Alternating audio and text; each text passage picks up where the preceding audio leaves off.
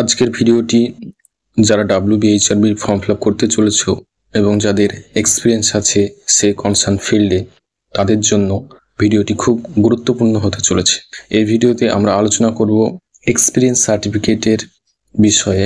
Experience certificate কেমন হবে, memo number থাকবে কি না, দিতে হবে কি না, date of issue, institute name কোথায় হবে, সিল স্ট্যাম্প কার নিতে হবে, এই সম্পর্কে আলোচনা করব। তো সবার প্রথমে এখানে যে ফরম্যাটটা দেখা যাচ্ছে, এখানে সবার প্রথমে ওপরের দিকে প্রপার লেটার হেডে সেই ইনস্টিটিউটের নেম হবে, নাম হবে, যেটা রিপোর্ট প্যাড হয় সেই ইনস্টিটিউটের নাম সহ সেই প্যাডে তোমাকে এক্সপিরিয়েন্স সার্টিফিকেটটা নিতে হবে।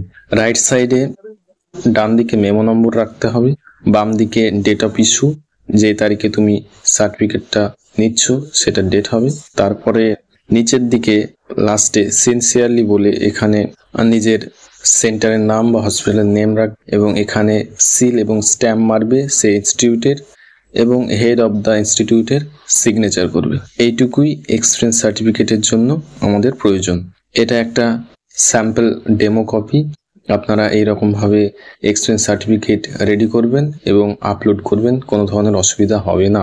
এবার অনেকে জায়গা থেকে দেখতে পাওয়া যাচ্ছে বা আমরাও পেয়েছি যে মেমো নম্বর নেই, শুধু date of issue, stamp, seal এগুলো আছে, ইনস্টিটিউটের নেম আছে, উপরে লেটার হেডে ইনস্টিটিউটের নেমও আছে, কিন্তু মেমো নম্বর নেই।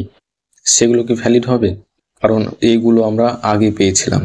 আশা করি ভ্যালিড হবে, কোনো ধরনের অসুবিধা হবে না। তবে যারা নিউ করতে চাইছো তারা চেষ্টা করবে মেমো নম্বর সহ নিতে, কিন্তু অনেক জায়গায় মেমো নম্বর দেয় না, তাদের থাকে না, এরকম অনেক বিষয় আছে।